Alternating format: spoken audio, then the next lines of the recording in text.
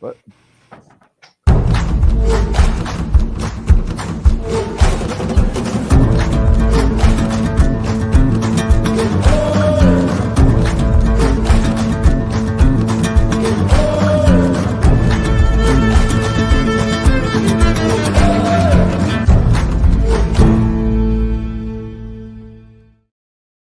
Happy Monday, everybody. Well, baseball is back, and welcome to another edition of 108 Stitches Baseball Talk. I have the Dream Team on here, and we have a lot to cover. We talk about the Hall of Fame and the World Baseball Classic, and over the next 2 weeks, we're going to bring up some would-be Hall of Famers, should-be Hall of Famers, things like that, and we'll bring you some more WBC updates. With that said, let me go right around the horn here with Eric Katz is back on. Glad to have Eric. Glad to have you, Eric. good to be back, Scott. Okay. And Candy, of course, is in the house. It's always great to be here talking with you fine gentlemen about baseball. And we got my battery mate, Barry Foote. Glad to have Barry back. Thanks, Scott. And Tony, the Tiger, talking game. All right. There you go. Hey, how you doing? And last but not least, we have the pitcher, Warren Brewster. All right. Glad to have you back. Thank you, Scott. Glad to be back.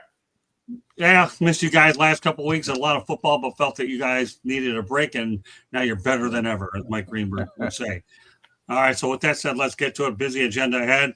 The Black Sox have now been removed from MLB's ban list. Some thoughts on this as we approach the Hall of Fame selection time. Eric, do you think they're ever going to even sniff Cooperstown? No, because they the writers this day and age have made it abundantly clear that gambling has no spot in their sport. I think when you removed Pete Rose, you had to remove the Black Sox, but I don't see any of them getting in because you're tough.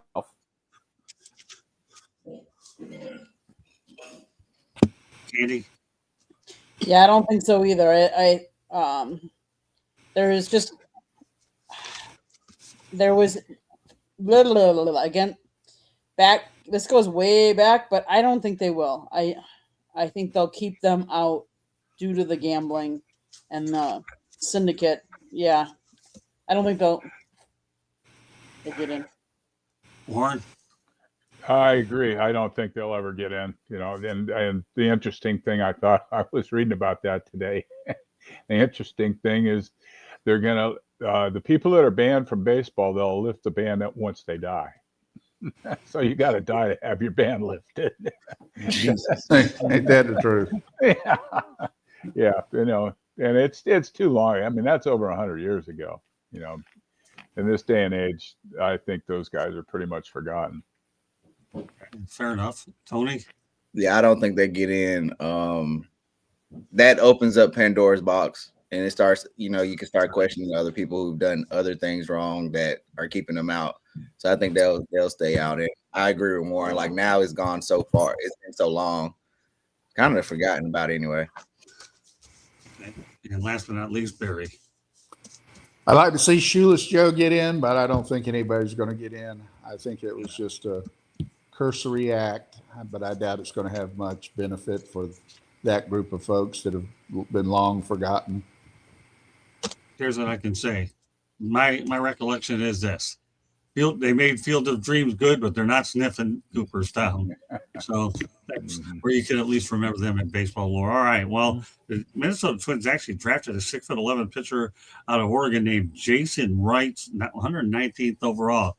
When you're 6'11", boy, that makes you seem like a Randy Johnson moment. Somebody that tall that could play basketball, Eric. I mean, getting a guy that tall, it's something that you want from a pitcher because you get them. If they're tall, they're probably a lot more intimidating on the mound. Candy? I can't imagine a pitcher being 6'11" and throwing right at you. I mean, he's so tall and big, but he'd also be a little lanky. I mean, but he was selected by the Twins with the 119th pick. I don't know, Warren. What do you think about a 6'11" pitcher throwing Well, at you? yeah, Chris Young, the pitcher, he was 6'10", and he had a so-so career, mediocre career, not bad, but one year led the league he was in in lowest batting average because the hitters weren't used to seeing a ball at that height coming up from that tall arm angle. Randy Johnson was a little different because he had a lower arm angle. Besides being 6'11", he was low 3/4. This kid's right over the top. I watched some film of him today, and he's nice and fluid. He's athletic. He was a quarterback in high school. So he's very athletic, and they were talking about he possibly playing another position, because he could hit, I guess. So he's a good athlete. So he'll be tough to hit when hitters they're not used to seeing it at that angle. I'm just surprised he's not playing basketball, but then again, we've had taller pitchers. He's pretty thin. He'd have to add about 30 or 40 pounds. Oh, does he really? Okay. Yeah, he's real thin. Okay. Tony? This can be an advantage for a pitcher, right? Every little inch count in any sport. Him coming down and being closer to the hitter when he's finishing his release, that has to throw off a hitter's timing, and every little advantage you can have in professional sports is good. So this can be a good thing for him. Perry? If he's got good stuff, he'll be a pretty good pitcher.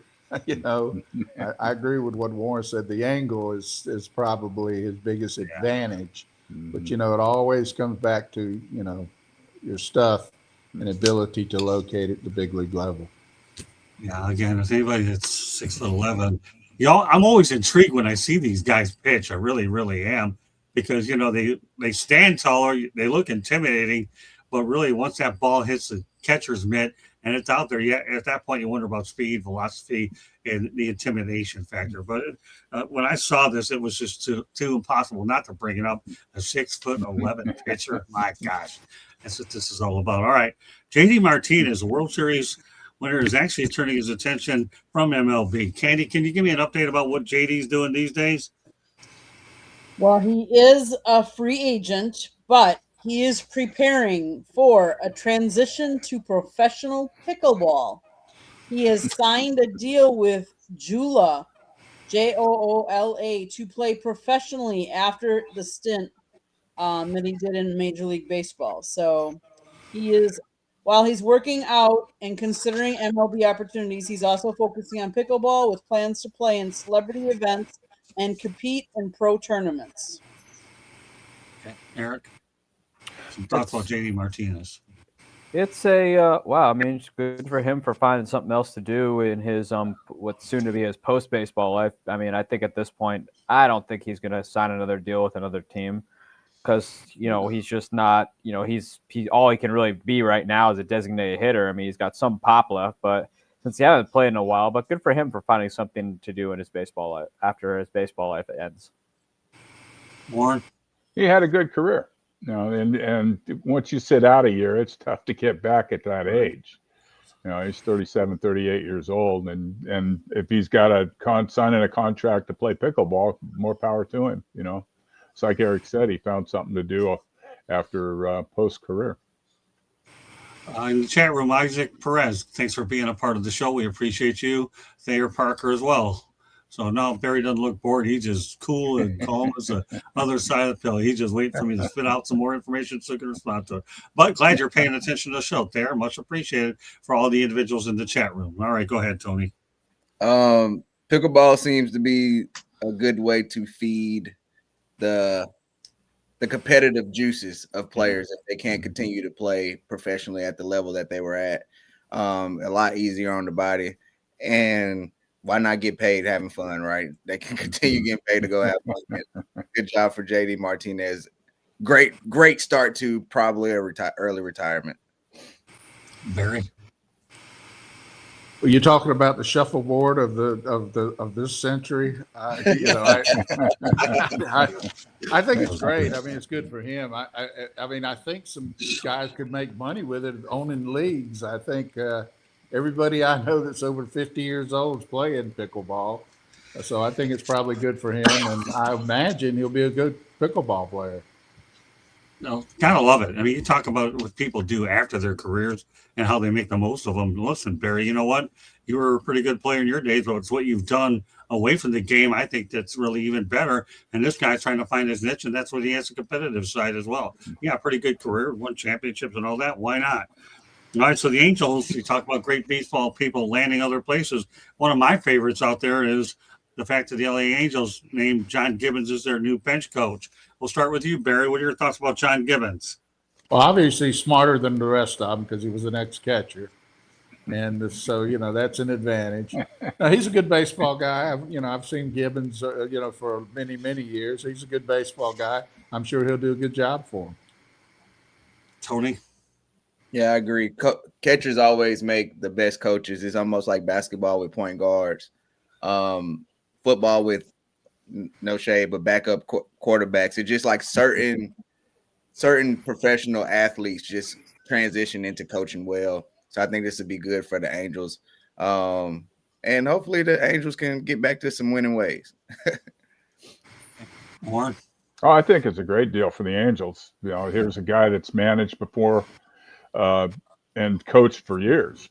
He's got a lot of experience, and that's what they need. They need to get something to get them on winning ways. And here's a guy with experience that's done it and been around a long time, can really add to the organization. Yeah, I've known John a long time. He's certainly one of my favorite people over the years. I wish him well out. The Angels look forward to seeing him again. Candy? As much as we say that he has been a coach for a long time, he did not play for very long, but he coached for a long time. It was interesting doing some research on him that he was a top catching prospect back in '84. He was set to start the season in the majors. However, a collision with Phillies' Joe LaFarver in late March landed him on the 15-day disabled list. He eventually started 6 games at catcher in April of 1984, but batted only .040 in that stretch. Then he went back on the disabled list with a sore arm. He was called up to the majors in '86 with the Mets. He appeared in 8 games and batted. Here he batted better. .474, 9 for 19. But the Mets already had the major's best catcher in Gary Carter and an established backup in Ed Hearn. So he was the Mets bullpen catcher. So it's kind of interesting that he has been a coach for a while and a manager, which is great. But he just didn't have a long career in the majors. I thought was surprising. He's a catcher. And Candy, that's my favorite position of the diamond. I played it too, just like Barry.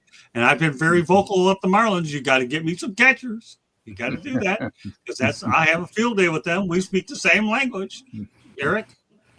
I mean, Gibbons has been around. He was a manager twice with the Toronto Blue Jays. He's been a coach. He's got all sorts of experience. He was part of the Mets. He was part of the Mets coaching staff that when they made that surprise run to the NLCS and gave the Dodgers all that they could handle. And I think that it's a good move for the Angels. You get a very good, experienced baseball man who I think will bring a ton of experience to that team. Okay, continue to move on. Bubba Chandler becomes the first pitcher in Pirates history to record a save in their MLB debut. Barry, that's quite an accomplishment to record a save in his first MLB debut. Well, it's quite an accomplishment to be put in that situation. I think he's a starter, isn't he? I know what his right. He started out as a receiver to get his feet wet, but then he did become a starter. Yeah. So correct. I mean, be put into a save situation is that doesn't usually happen, and it usually only happens with a club that's not in the hunt. But I looked at his numbers today. He looks like he's got good stuff. His walks are a little high, but he looks like he has good strikeout total. He went 4-1 at the big league level, and I don't know if he ever was above 500 in the minor leagues, but it doesn't matter once you get up to the big leagues. We're going to be talking more about Bubba Chandler too in future shows. I just found that as a very unique accomplishment. Barry and Warren, everybody else said he was able to get a save in his first appearance. So there's a lot more that we will talk about as we get head towards spring training for sure. Tony, some thoughts about Bubba? That's great to get a save in your first appearance. And, playing for a team like the Pirates, you kind of get some wiggle room to try stuff out. I think him going 4-1, 4.4 ERA, that may go down once he gets more acclimated to being in the big leagues. But that's pretty impressive. Next stop, Canton and catching Mariano Rivera. Who knows? Hey, Thayer Parker, how about sending us your email address? I'd like to have you on as a person on the show. That way we can bring you on here. I'm finding your comments in the chat room to be pretty interesting. You're chomping at the bit to get on here. Love to be able to bring you on here, Thayer. That's okay. Everybody doing what they got to do. But we got to get the face behind the person in the chat room. Great stuff. Okay. Go ahead, Warren. Well, they're talking about him possibly being the top rookie pitcher coming into the 2026 season. So he's got some experience now at the big league level. Like I said, he's got a save in his first major league outing, which doesn't happen very often. That's very far and few between. They like to bring pitchers along, put them in the middle of the innings and stuff like that, so there's not a lot of pressure on him. But I think this kid can handle it. He throws. They clocked him at 100 miles an hour a couple times, so he's got a great arm, good four-seam fastball, and now the command is what they need. Once he establishes that, he should have a great career. Andy? So I did a little research on him. He lives in Bogart, Georgia, and attended North Oconee High School, where he was a member of the baseball and football teams. He started on the varsity basketball team during his freshman and sophomore years, and was also a member of the golf team before focusing solely on football and baseball. During his junior football season, he completed 167 of 220 passing attempts for 2,098 yards and 27 touchdowns, while also rushing for 505 yards and 4 touchdowns. In baseball, he batted .435 with 2 home runs, 5 doubles, 16 ribbies, and struck out 16 batters in 7 innings pitched before the season was cut short due to the coronavirus pandemic.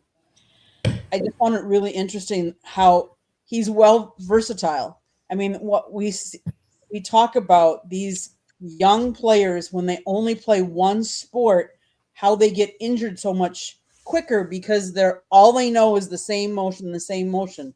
But when you can play all the different sports, I think it helps you and your body. So kudos to him. And I think that's an amazing stat that he had, in his first appearance, he had a save. So that's cool.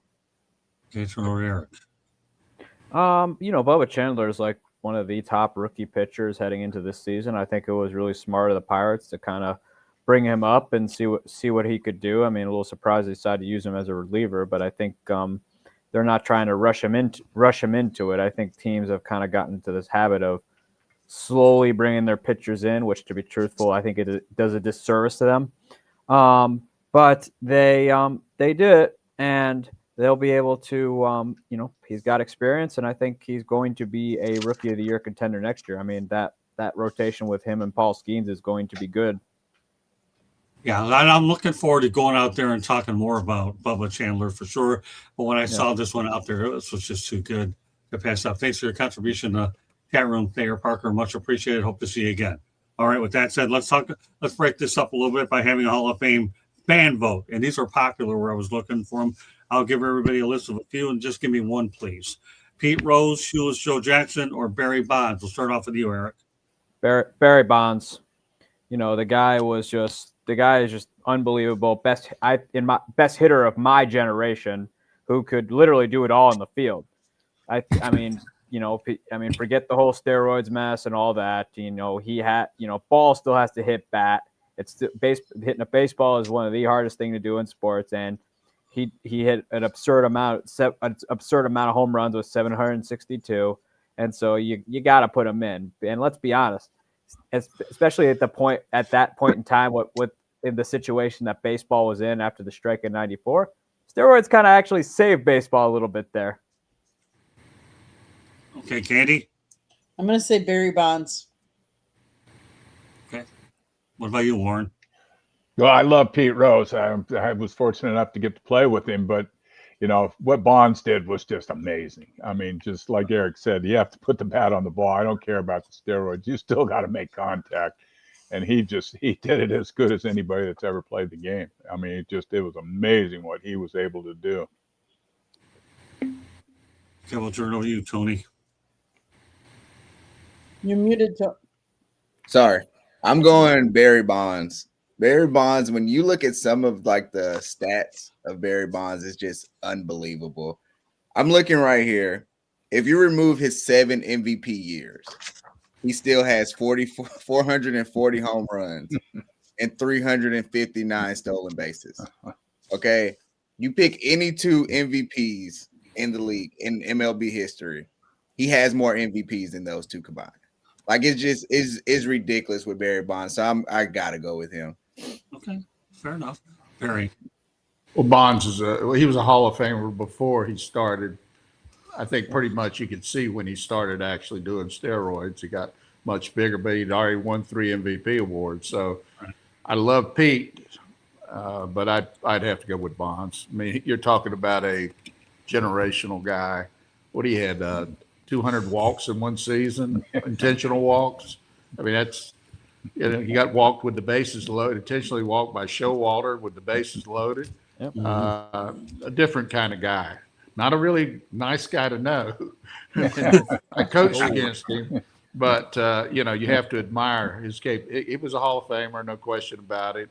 And you know, we forget a lot of times that a lot of pitchers were doing steroids when he was doing steroids. Well, I don't guess he's ever convicted of doing steroids, but I think it's pretty evident he was doing something. But he's definitely, in my book, he's a Hall of Famer. You know what? I'm going Pete Rose. And I'll tell you why I am going to go.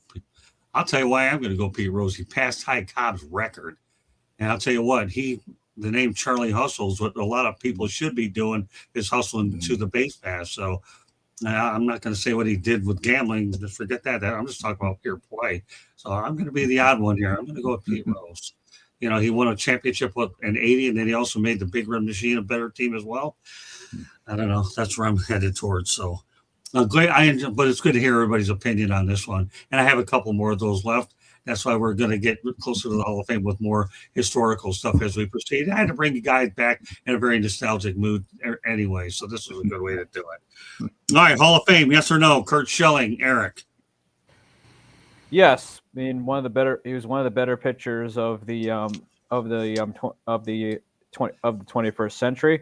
I think what they're doing with him is a mistake. I don't particularly care for the guy, but last time I looked, the Hall of Fame is not about who you care for. It's about what they did on the field. And Curt Schilling's record speaks for itself. Couldn't stand him as a Yankee fan. I couldn't stand him, but I still think he's a great pitcher and worthy of the Hall of Fame. Candy. 6-time All-Star, 3-time World Series champion, World Series MVP, through 3,116 strikeouts. Yes, he belongs in. What about you, Warren? Oh yes, definitely.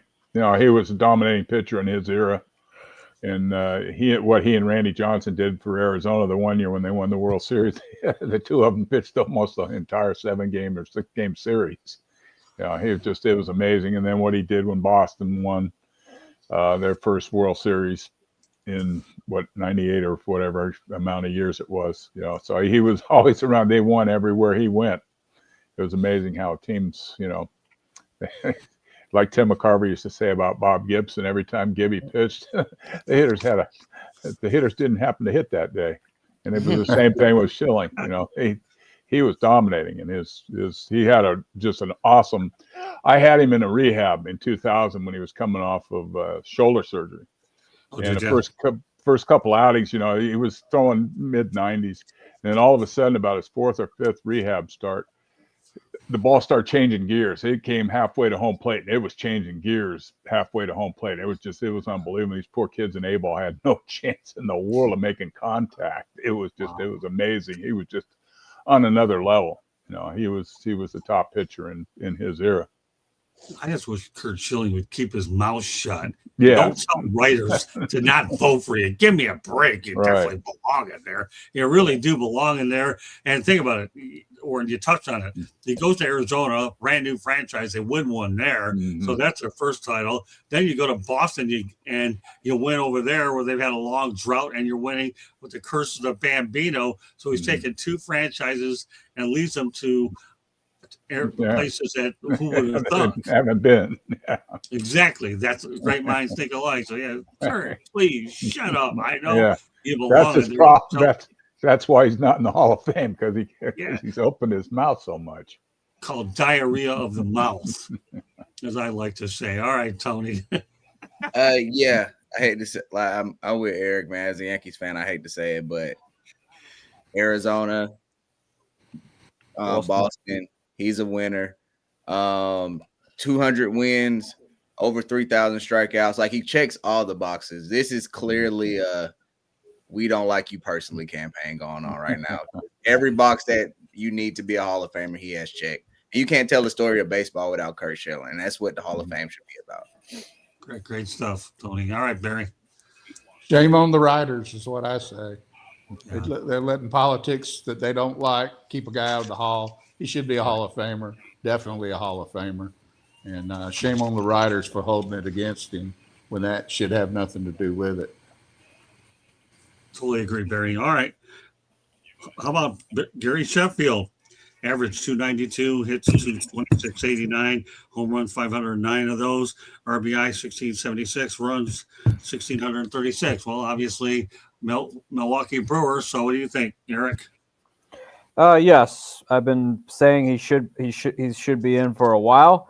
I mean, granted, he played in a few different places, and again, he couldn't keep his mouth shut as a player. But again, there's no denying the impact he's had on every team he's played for. I mean, he was a Yankee for a little while there and made a huge impact there. I mean, he won the World Series with the Marlins, I think, in their third year of existence. So, I think he deserves to be in. He's had a great career. Candy? He is the only player in history to record 100 ribbies in a season for 5 different teams. And despite his high home run total, Sheffield only topped 80 strikeouts twice in 22 seasons. I say yes. Well, you are. Oh, definitely. Yeah, he's a Hall of Famer. To play that long and to have put up the numbers that he put up without question. He definitely was a great player and won everywhere he went. See, I've always thought 500 should be a prerequisite or one of the things that you chase to get in the Hall of Fame, and he made that check that box. Right. And the rest is history. He had a few World Series, doesn't hurt. That's my opinion. I'll turn over to Tony, then Barry will wrap it up. Yeah, I agree. I thought 500 was like the magic number to get in the Hall of Fame. And then just to add to that, he has more RBIs than Sammy Sosa, Ernie Banks, Chipper Jones, Goose Gossage, and Mike Smith. So I think he deserves to be in the Hall of Fame with that. Barry? Hall of Famer, I can tell you from when we'd go over scouting reports and for the team that was coming in, he was on the ball club. You didn't want to pitch to him. He was the one guy that you wanted to try to pitch around if you had base open. So yeah, he's a Hall of Famer. Okay, let's talk about the return of Bruce Bochy. He's obviously going to the San Francisco Giants as a special assistant. Eric, is he there just to help out the new manager? Yeah. I mean, they wouldn't be making the move for the manager they got from Tennessee, as wrong as it might be, if they weren't serious about it. They brought in Bochy because number one, he's a legend in San Francisco. There's this 3 World Series rings, and it doesn't matter how you do it the following year. 3 rings is still 3 rings. Let's be honest. I think every team in baseball would beg for something like that where they have it happen. I think he's going to be there to guide Tony Vitelli, and I think it's a good move all around. That way, you get some guys who have been in big league clubhouses who you can use as a resource and know what to do in certain situations. Candy? He's been around the game of baseball since 1978 when he played for the Houston Astros and started his career. Baseball is what he knows. Like, why wouldn't teams use his baseball knowledge for the good of the game and for their team. I think it's a smart move. What about you, Warren? Oh, it's without question, it's a great move for San Francisco. You know, he's a Hall of Fame manager. Not only won a World Series 3 with the Giants, but then took Texas to their first World Series. Yep. You know, Yeah, again, right. you know, so you know, and the Giants are treading on unknown waters, bringing a college baseball coach in to manage a big league team with no professional experience. So, you know, what a better man to have with you than Bruce Bochy. You know, I think it's a great move for the Giants. What about you, Tone? Great move. I was going to mention the Texas Rangers World Series, but wasn't he the manager for the Padres when they won He was. 114 games or Yeah. so? So he knows winning ball. And if you into good omens, it's an even year. Bruce Bochy wins World Series and even years with the Giants. So this could be a good thing, man. Buster Posey is clearly trying to get the band back together in a managerial aspect. So hey, it's a good karma for the Giants right now to have Bruce Bochy there. Okay, Barry, what do you think? I think that the new manager should get a room with him and just stay with him everywhere he goes in spring training. Try to absorb everything he can, because I'm rooting to see how well he does. But I tell you, that is a tough assignment to come in and manage a big league ball club without any experience. It's not the game, it's the guys that are going to be difficult for him. And that'll be interesting to see how well he does with that. And Bochy's a player's guy. You know, he's the kind of guy that, you know, really understands how the game should be played. He's probably the last manager in a World Series who managed the game the old style way of managing it, and not with stats that, you know, ran every play and ran every pitching change. Right. So he would be well served to spend quite a bit of time with him if he wants to learn the game of baseball. I think they brought Dusty Baker in there too, didn't they? They did. Yeah, so now you have Dusty Baker there. You got Bruce Bochy. This guy's going to have a lot of good baseball resources in Frisco. He really is.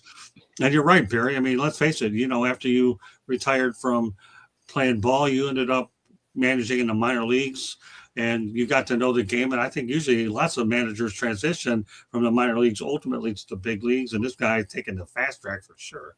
And I know when you managed in the minor leagues, you were good for a few titles. I was a part of one of them, so I have to brag about you. So Thank you. Interesting.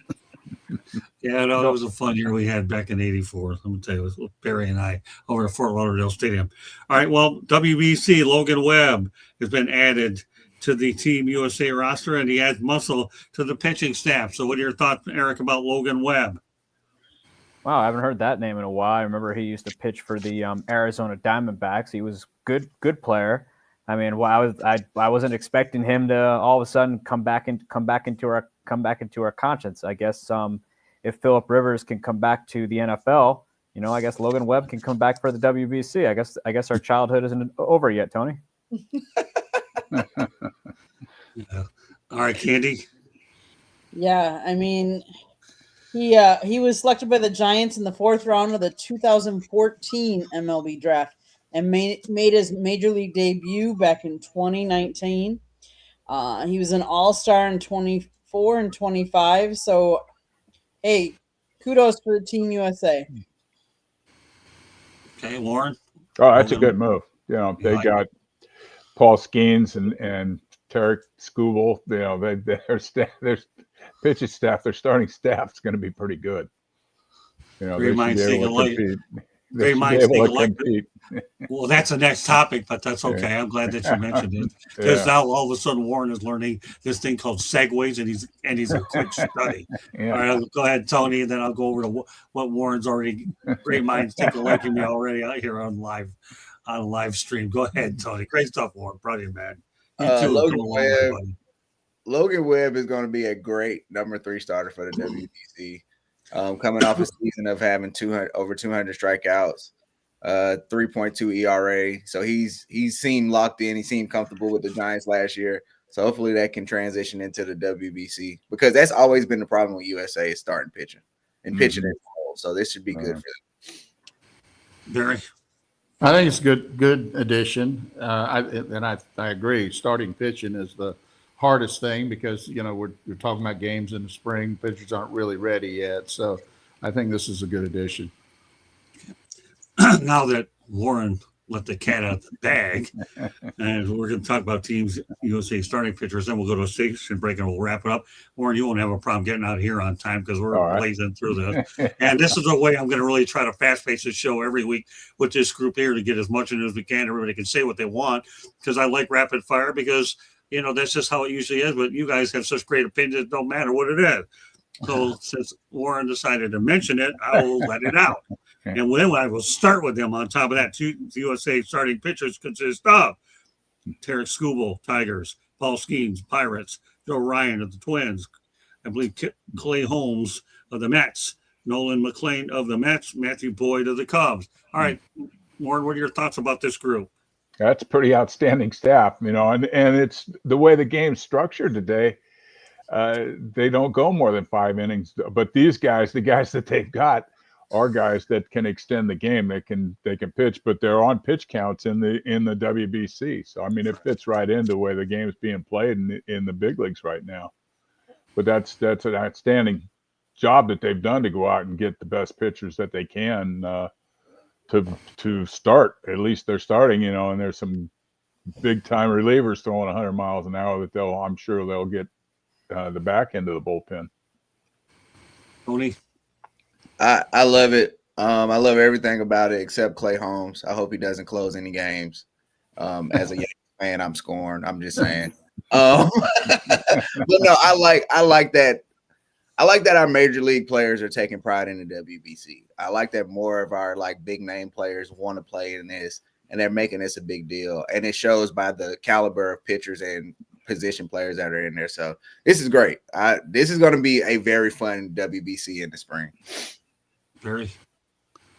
Well, I like the number 1 and number 2. So if those are as good as it gets. So yeah, I'd like the more starting pitches you have, the better, especially in a spring training scenario where pitch count's going to be right up there, and it's the way the game's played now. Five innings in a cloud of dust and off to the relievers. So it'll be good. Candy? I think it's good, and I think it's good for baseball. I think there are times that star athletes don't participate in some of these for them not wanting to get injured or anything like that. But I think this makes it really interesting. I'm actually thinking it'll be interesting to watch the World Baseball Classic, and I don't know that I've tuned in hardly ever before, but definitely interesting lineup, and kudos to USA. Eric?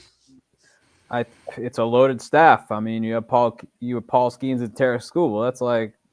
That's like all-star game quality right there. It's probably the best pitching staff Team USA has had in a really long time. And, this year I think is going to be the best edition ever of the World Baseball Classic.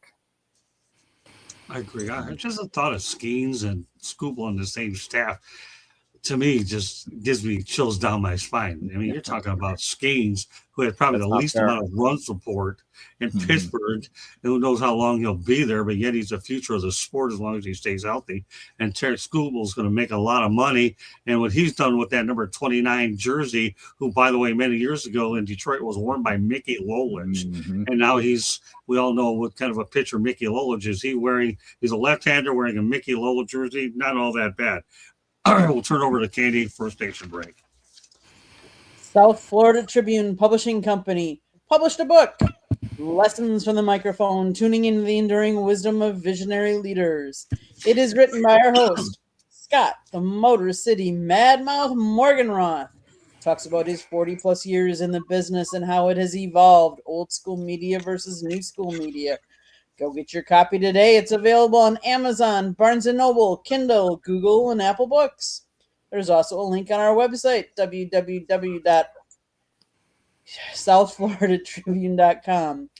If you like to listen to podcasts, you can find us wherever you get your podcast. If you see the red subscribe button in that lower right-hand corner, that means you have not yet subscribed to us. Please do so. And if I want to make it easier, you can just There's a QR code. Scan it, and it'll take you right there. And then click subscribe. If you want to advertise or sponsor a show, you can email us at southfloridatribune@gmail.com. Or if you want to be a guest, you can always email us. Last but not least, subscribe to us and then turn on those notifications so you're notified every time we go live so you don't miss any of our great programming. Back to you, Scott. All right, let's continue on. Only about a half dozen topics, so we're rolling on really well. All right, so let's start a team. You're on the clock, okay? But I'm going to give you one person to do it with. You got Ricky Henderson, Mickey Mantle, or Roberto Clemente. We'll start off with you, Eric.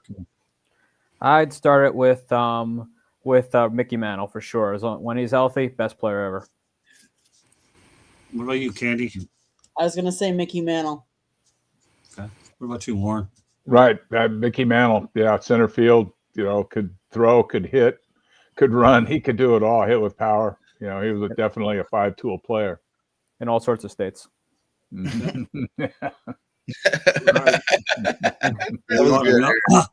you're the closest one that had a chance to see him play. Hey, listen, I like Mickey Mantle. I got a couple of his Hydrostone statues here, and I hope that they go up in value at some point. But I have some valuable merchandise here that worth him swinging the bat. So, okay, Tony. You know what? I'm going to go with the fun pick. I'm thinking that being a manager and wanting to be around this guy, I'm going to go Ricky Henderson. Anybody who refers to themselves in third person, I want to hang with them for a few days.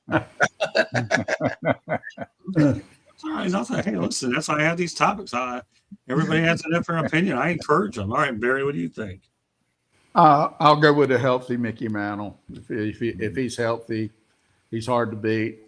And I played against Ricky, saw Roberto, all great players. I mean, you like chocolate ice cream, vanilla ice cream, which is your favorite, really? I mean, but I think Mantle healthy is probably would go first.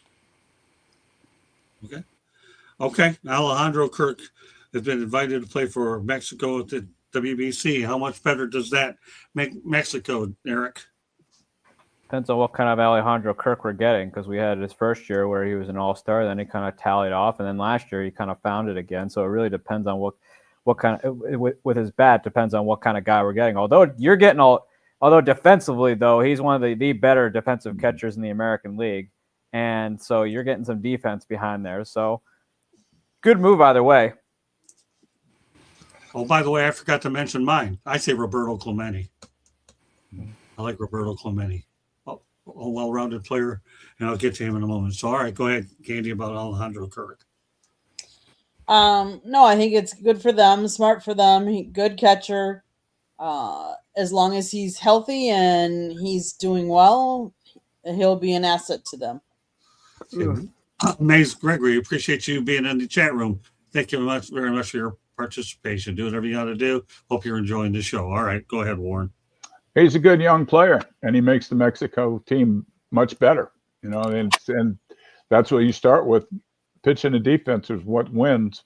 And the best, he's one of the better catchers in the game today. And so that gives the defense for the Mexico team at least a great start there. Tony? I like it. I feel like players, when they're playing for their country, they feel a little looser. Right? Sometimes they play better in those situations. So I think Alejandro Kirk will play pretty good for Mexico. By the way, Maze, if you really like football, we got some good ones tomorrow inside the Pick-10's, your show. So please subscribe if you haven't already. And our Inside the Pick-10 tomorrow starts at 8:30, and we have another good one on Saturday. What we have with Marvin Powell III and Mel Farr Jr., and of course we have Ben Troop that pops in there as well. Okay, Barry. Alejandro. Well, it'll make them better, no question. And probably their shortcomings going to be pitching, so he'll help the pitching staff. And, he's certainly an upgrade. I don't know who else would have been their catcher, but he's definitely going to be an upgrade for Mexico. Okay, fair enough. Okay, well, guess what? The Houston Astros signed Tatsui Imai. Yeah, they're in agreement on the contract. As I understand, this guy's not going to play in the WBC. Eric, some overall thoughts about the signing by the Astros. That's a good signing. I mean, they get a guy. They get a guy who's clearly a star in Japan. I mean, nowadays we're no longer gambling on these big name Japanese baseball players. We have analytics that will tell you that whether the guy is going to be successful or not. This wasn't like back in the day where someone from Japan would come over, and if he ends up, he either is a stud or he ends up like Matsuzaka. But it's a good move for the Astros. They need pitching help like no tomorrow. It's one reason why they kind of fell apart down the stretch, and I think he should fit nicely into that young rotation. Candy. He previously played in Nippon Professional Baseball for the Salt Cebu Lions, but he made his debut back in 2018. He's a 3-time All-Star. His ERA is 3.15. He has 58 wins, 48 losses. He did pitch. And I know we don't normally talk about this too much, but he pitched a combined no-hitter on April 18th, 2025. So it's a good pickup for them. He's young and developing, so a lot of upside for him. Warren, what do you think of this guy? It's a good move for the Astros. They need pitching. They're had injuries. They've got about 6 or 8 guys that they're planning on using as starting pitchers next year, and they just got to see who pans out. So this gives them some stability in their staff. Tony? There's never too much pitching in baseball. It just never is. And the Astros, they are probably planning for Farmer Valdez to be out of there soon. So this is a good contingency plan to have a pitcher just basically fill that void. So the Astros are run very well as a team and an organization, and they prepare for free agents to depart. And they normally are prepared a year in advance, and this is them being prepared. Barry? Well, I think Valdez is definitely out, and so they need more pitching. And like you say, you can never have enough. And for being the smartest organization in baseball, in their opinion, they sure have a lot of pitching injuries. So it'll be interesting to see how well this guy does. But I can assure you he's going to get plenty of time to go out there because somebody's going to get hurt, and that's just the way the nature of the game is now. Yeah, I couldn't agree more. Okay, let's continue on. Let's talk about baseball history. I like to do this segment once a show. We'll do it again. Unfortunately, though, this one occurred on December 31st, 1972. And many of us know what that one is. Yeah. Roberto Clemente dies in a plane crash on December 31st, 1972. He was actually supervising the delivery of relief supplies to the earthquake victims of Managua, Nicaragua, when the cargo plane as a D-7 crashes shortly after takeoff. So some thoughts, Eric, about Roberto Clemente and his philanthropy work. We all know how revered he is. I mean, there's a reason they have the Roberto Clemente Award in baseball for a player who does humanitarian work. And now what's been long overdue is they're having a day set aside for Roberto Clemente where everyone can wear number 21 for a day. And it's just amazing what he did, not just as a great ball player, but a great human being as well. I mean, he's more than just a baseball player. He's, yes, the baseball is a big part of who he is, but his legacy is multiple conversations. It's not just a sports conversation, but a humanitarian and philanthropy conversation. Candy? He played Major League Baseball for 18 seasons. He's part of the 3,000 hit club, and he has 240 home runs. He was 15-time All-Star, 12-time Gold Glove Award winner. And he did all those, like Eric said, all the charity work that he did for such a young age. It's too sad that, that he was in that crash, because who knows what else he could have accomplished. Yeah, it really is. Warren? Well, he was a great player without question, but it seems like he was even a better person off the field than he was a player. He did his part and then some for the humanity. He's a great person, great individual.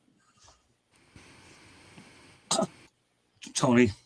Imagine being one of the best baseball players to ever play, and that is probably one of the least significant things you ever did. He was just that good of a humanitarian. Like Eric said, he has the award named after him.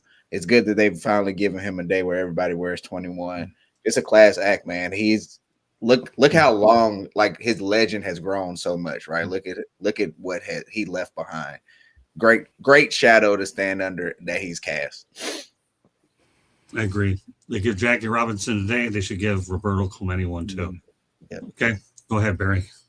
Well, he's a great player, great human being. I think he was misunderstood as a player when he was playing. Dick Groat got the MVP award 60, I think it was, and most likely Clemente should have won the award that year. Yeah, he's a great human being. Anything he gets, he justly deserves. On way too soon.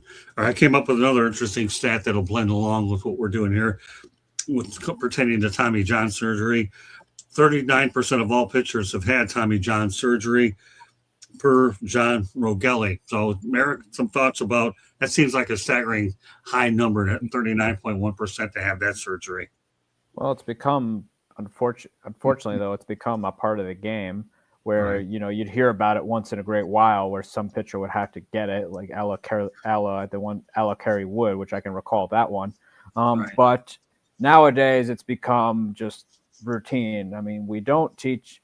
I've been adamant against the fact that we don't teach our kids how to throw the ball anymore. We don't teach them how to properly pitch. We don't teach them mechanics. And we just expect them to go out there, throw some gas for a little while, and then back in. They don't throw enough anymore, too. We just aren't teaching them correctly. That's why we've seen a staggering rise in Tommy John surgeries. Of course, Major League Baseball isn't going to tell you that. They commissioned a joke of a study that said everything that we already know. Well, congrats, Rob Manfred. You just wasted millions of dollars telling us something that everybody in the stadium already knows. So, the fact that we're not teaching our kids anymore how to properly pitch, how to recover after an outing, which is something that people don't talk enough about. I'm sure Warren can attest to that. We don't teach them enough. And and because we didn't teach them how to pitch and how to use proper mechanics, we are having more elbows go under the knife than ever before. So if I call in everybody or nobody? Nobody. Thank you for coming to Okay. my TED Talk. Okay, there you go. All right, we'll go to Candy. I just lost my thought for a minute. Go ahead. Over 1,000 major league pitchers have had Tommy John surgery since the first operation on pitcher Tommy John back in 1974. And there are some pitchers that have had it more than once. Yeah. Part of it, I think, is yes. I don't think the mechanics of us was meant to throw balls at over 100 miles an hour. And part of it, I think, is the specialization of pitchers, that they think that that's all they do. And so they constantly have that same stress. They're not necessarily doing or playing other sports. So they're using their arms in different, ways or avenues. I think part of it is that. And I think we start them way too young. And I think part of it is being competitive. We teach kids to be competitive. And what's more competitive than throwing the ball as fast as they can, at such a young age. So I think it has a lot to do with that. Well, Warren, I'm sure you have some thoughts on this topic. Yeah, I know, my head's spinning. There's so many reasons for the amount of Tommy John surgery. Number one, in my opinion, they're not teaching pitchers to use their legs. They want to see them stand tall and fall and just throw it as hard as you can, and that's not pitching, that's throwing. And, they're not throwers, they're pitchers. And if you use your legs more, Tug and I were teammates in Philadelphia with Barry. And I asked Tug one day, I said, the Mets had all these pitchers, Nolan Ryan, Jerry Koosman, Tom Seaver that pitched over, and Tug pitched 19 years himself. All these guys pitched over 20 years. And what they taught in the Met organization was drop and drive. Seaver used to wear a knee pad on his right knee when he pitched, and he never had a problem with his elbow, and he threw 300 innings every year. It just did, and all the guys in that era did. And Nolan Ryan's another one. He finally did have elbow surgery after 27 years. But that was the whole thing, was you got to use your legs, and that takes the stress off your arm. I was taught that at a young age, thank God. And that's what the game has gotten today. They want to see a guy throw 100 miles an hour. If he lasts 2 years, 5 years, so be it, because we'll go find somebody else that can throw 100 miles an hour to replace him. It's they're just going right through the pitchers today. They're not giving them any longevity whatsoever. Very few, or it's less and less. Scherzer and Verlander are still pitching today. They're the last of that breed, and now it's guys are going to pitch 8 to 10 years and then they're gone. That's it. Great points. I knew you'd have a lot to say on that. Max Scherzer. That's just touching the surface. Yeah, well, you played the position. You ought to know better than any of us. All right, go ahead, Tony. Man, I almost don't want to follow Warren because he has so much actual knowledge of the game.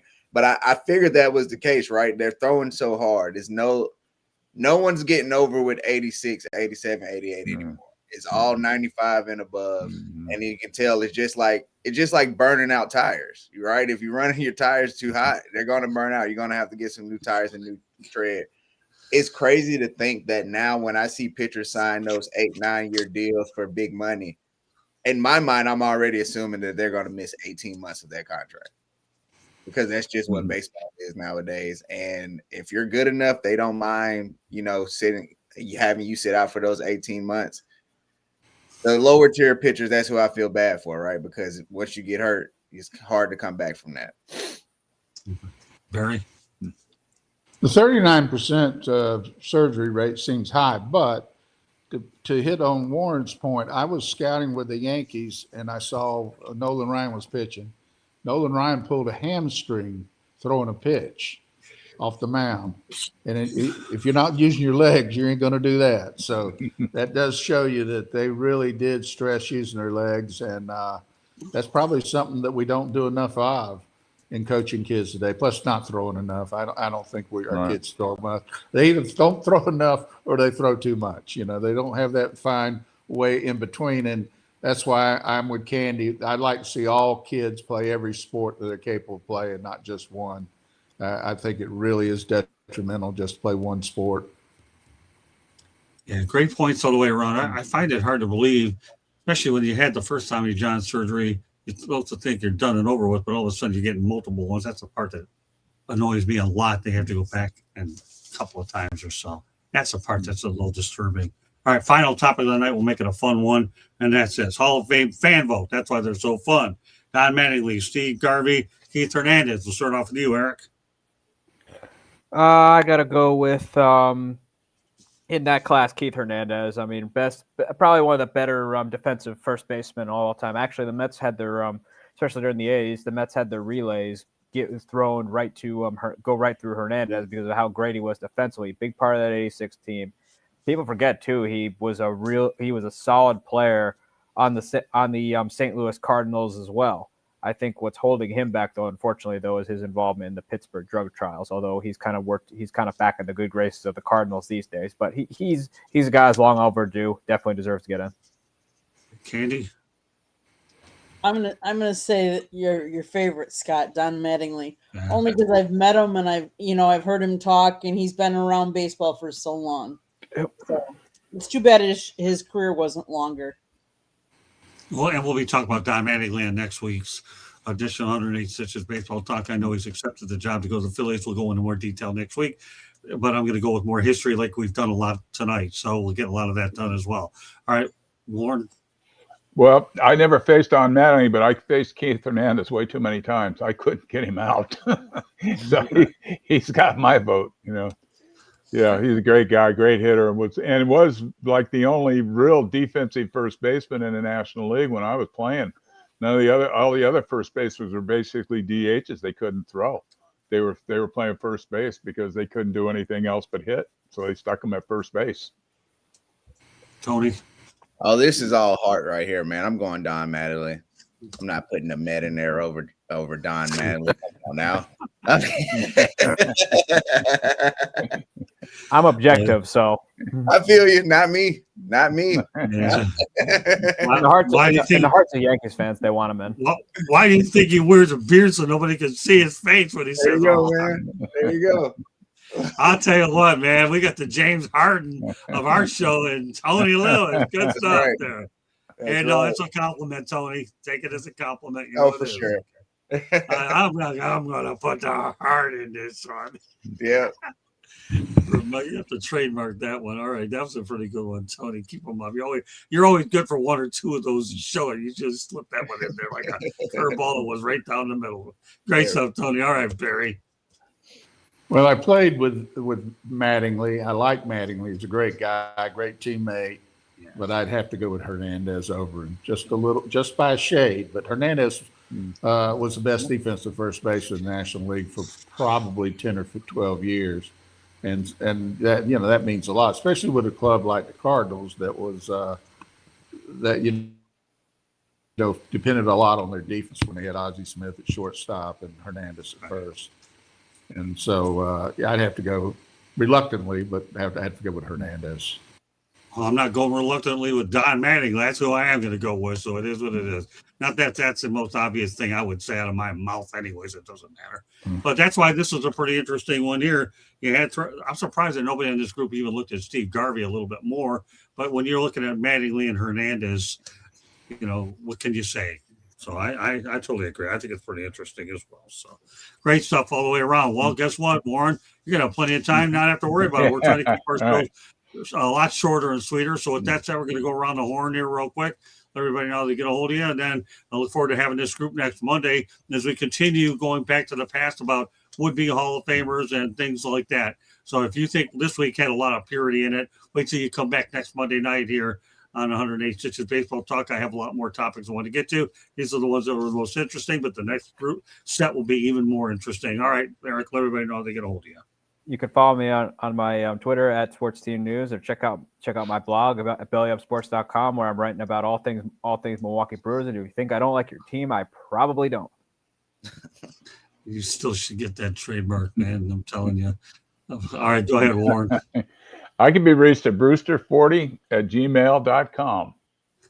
And he's on here Monday nights, 8 Yes, o'clock but I p.m. Eastern can't be time. here next Monday. I'm flying back home next Monday. Oh, you won't be here next Monday? Yeah, That's I no can't be here problem. next Monday. Well, then you know what I'm going to do? I'll wait on some of those other topics until you get Okay. back. How does All that right. sound? Because I want your opinion on there. Oh, you're heading back to Hawaii next week? Yes. Mm-hmm. Yeah. Okay, well, then I'll wait on some of those other topics until you get back. All and right. I'll incorporate some other stuff because I definitely want to make sure you get a piece of that action. Good to know. Okay, Tony, go ahead. Yeah, man. Tony, you can catch me Talking Game 1 on Instagram, TikTok, Twitter. Tony Talking Game on YouTube. Wednesday, 3:30. You get a weekly episode of variety of sports. We're probably gonna talk a lot of NFL this week. So do you miss Hawaii, Warren? You'll looking forward to getting back there? Yeah, I'm looking forward to going home. Yeah, I don't blame you. That's a good place to look forward to. All right, Barry, go ahead. I think I'm going to be on that airplane with Warren because I think that's a better spot than where I'm sitting now. But I'll be here on Monday nights. Very good. Wouldn't have it no other way. Barry, you know how I feel about you. All right, Candy, take us home with the final station break. South Florida Tribune Publishing Company published a book, Lessons from the Microphone, Tuning into the Enduring Wisdom of Visionary Leaders. It is written by our host, Scott, the Motor City Madmouth Morganroth.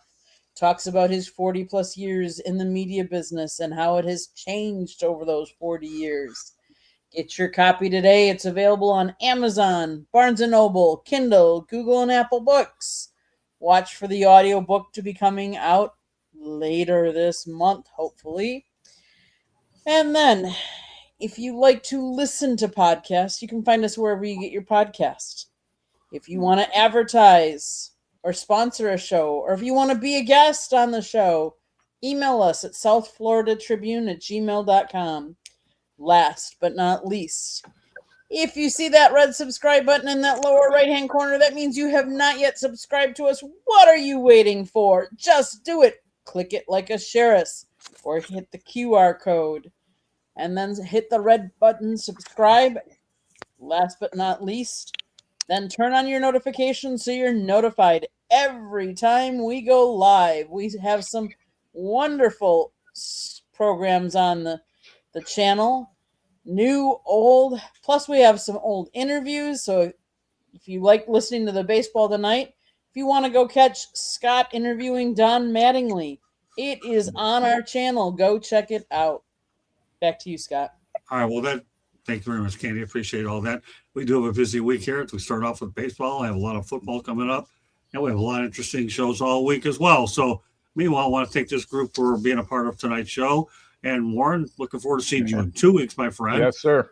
Better than ever. Barry, we have it next week. There's plenty of baseball information. I've been holding back for this to get back on, so plenty to talk about here. So on behalf of Warren, Tony, Barry, Eric, Candy, my name is Scott Morgan, around the Motor City Madmouth. Thank you for joining us on this edition of 108 Inches Baseball Talk. We also appreciate the participation in the chat room as well. So take care, everybody. We'll see you next Monday night. The Saturday show won't be this week. We'll probably bring it back in about another week or two as well. And Candy and I are going to be heading to the Senior Bowl up in Mobile, Alabama, probably at the end of the month as well. So we're looking forward to that project as well. So we have a lot of things going on, and we want to thank everybody out there as we have surpassed the 1 million mark in terms of page views, and now we're working diligently to continue the growth of what we're doing. So we couldn't do it without everybody as well out there. So thank you very much for everybody for joining us tonight, and we will see you next Monday. Have a great week, everybody. God bless, and Warren, safe travels to you to get back to Hawaii. Now I have to get a 5-hour time difference instead of 3, but that's okay. It'll be easy. All right, take care, everybody. Appreciate you. Have a great week. Bye now. Bye.